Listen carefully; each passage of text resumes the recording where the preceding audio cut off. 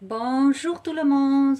Aujourd'hui, je vais vous montrer un dessert asiatique que vous connaissez. C'est le père de noix de coco. Sauf que le père de noix de coco que je vous montre ici, c'est un père de noix de coco qui fait avec le noix de coco à l'intérieur au lieu de pâte de soja. Donc, pour faire le père de noix de coco, j'ai besoin ici 150 g de noix de coco. Ici, je prends 300 g de farine de riguion. Cette farine-là, vous pouvez trouver dans tous les supermarchés asiatiques. Farine de riz grillon. Et j'ai besoin de 300 g, c'est-à-dire 2 fois plus que de noix de coco. Pour le sucre ici, j'ai utilisé 60 g de sucre. Si vous voulez moins sucré, vous prenez 50 g.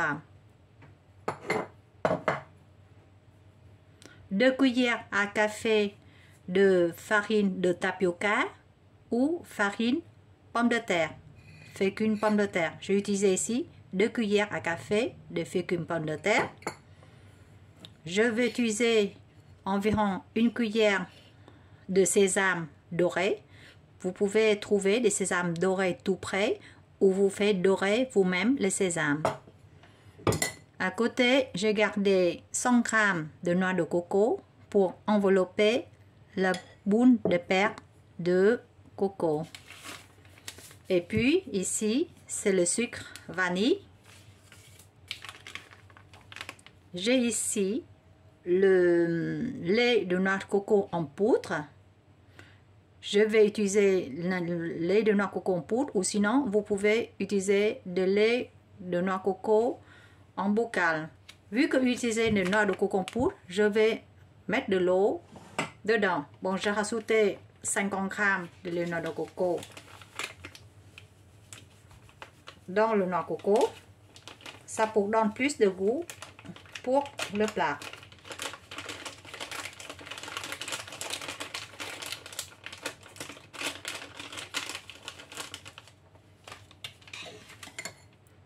Je rajoute 1 cuillère à café de sésame. Certaines personnes préfèrent mettre aussi de cacahuètes, le cacahuète grillé et cassé mettre dedans. Mais je mets le sésame. 1 cuillère à café. Je mélange. Ça c'est le sucre. Je mets avec le sucre vanille.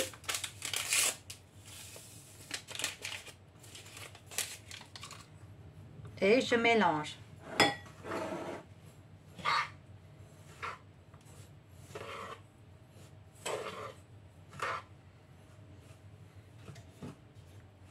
Je vais rajouter un peu de l'eau.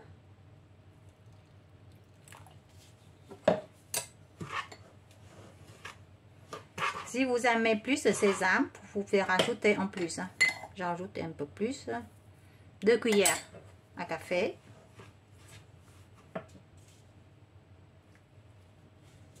Ça environ 100 ml de l'eau.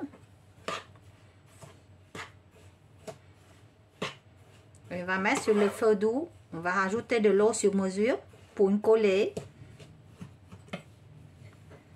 Ça, c'est la farine de tapioca ou farine de pomme de terre. C'est 2 cuillères à café.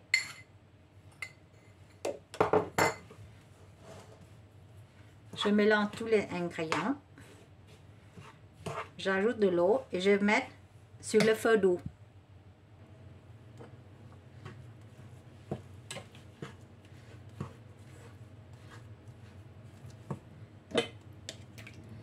N'oubliez pas de rajouter un peu de l'eau si nécessaire pour avoir une pâte qu'on peut former le boule de noix de coco. Et vous pouvez goûter du noix de coco pour voir s'il est assez sucré à votre goût. S'il n'a pas assez sucré, vous rajoutez pas de sucre, hein, ou rajoutez de sucre comme vous voulez.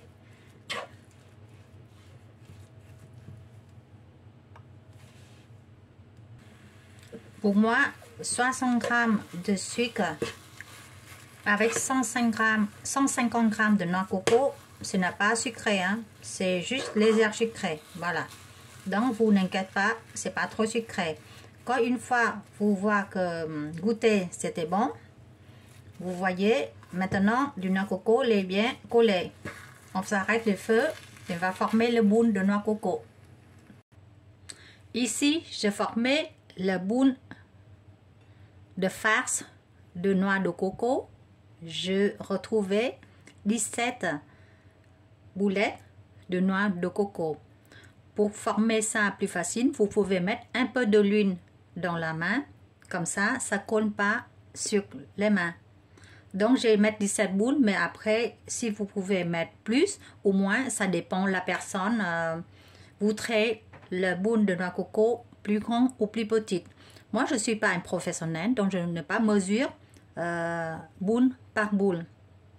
Maintenant, après former la farce noix de coco, on va passer sur la pâte de noix de coco.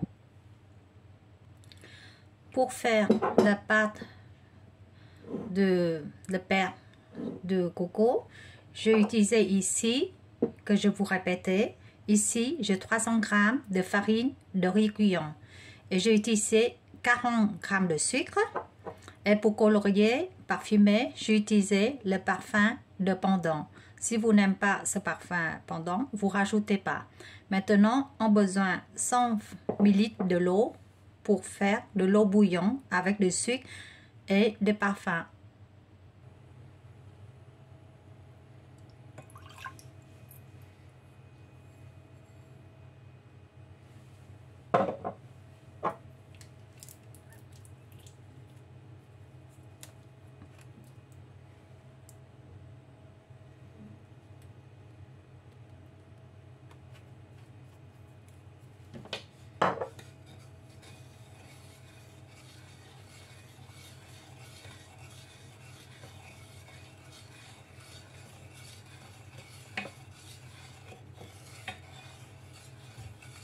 Vous mélangez bien à feu doux pour le sucre qui fond dans l'eau et de l'eau assez chaud.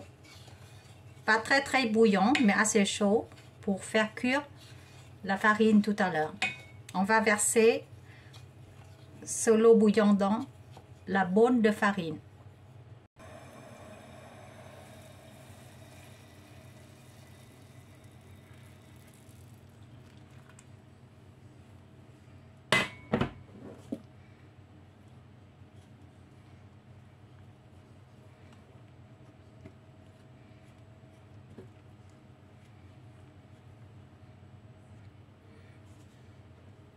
Rajoute de l'eau sur mesure jusqu'à on peut former une pâte,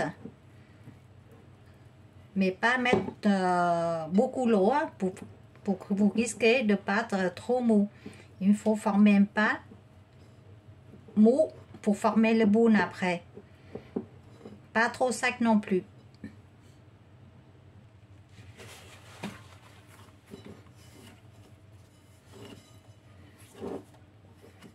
Voilà, vous rajoutez de l'eau sur mesure pour former des pâtes assez tendres. Et puis avec ça, vous formez le boule. Épaissez pour mettre le boule de noix de coco à l'intérieur.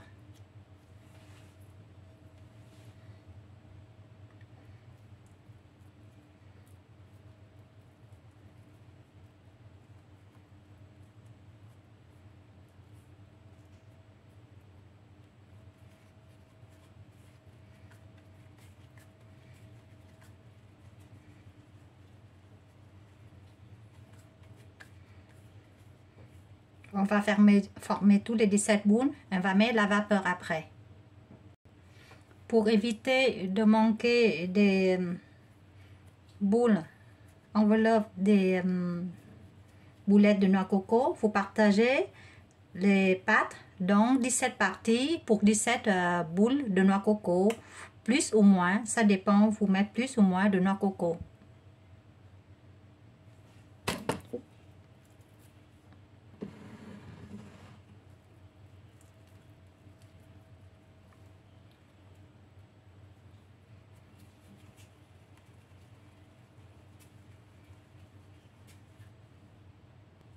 Maintenant, le boule était fait. Vous préparez un cuisseur à la vapeur et on va couper le morceau de papier pour le gâteau là.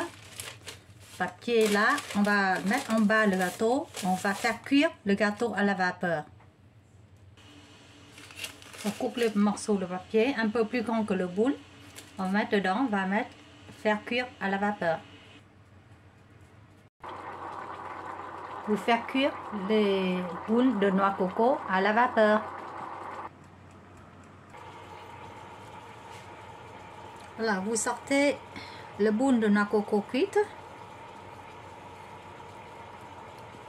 Une fois cuite, vous enroulez dans le noix de coco.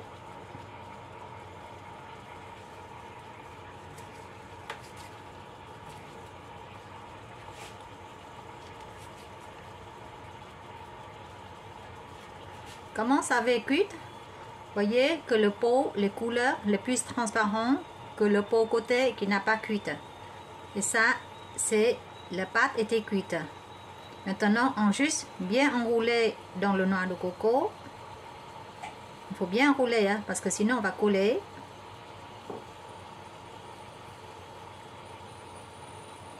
Et on laisse au côté. Voilà, je vous montrais la première partie de paire de noix de coco que je viens de faire. J'ai encore en train de faire cuire encore plus de dizaines de boules de noix de coco. Maintenant, je vous souhaite un bon appétit et à la prochaine vidéo. N'oubliez pas de me donner une pouce j'aime s'il vous plaît. Merci beaucoup. Au revoir. Ciao.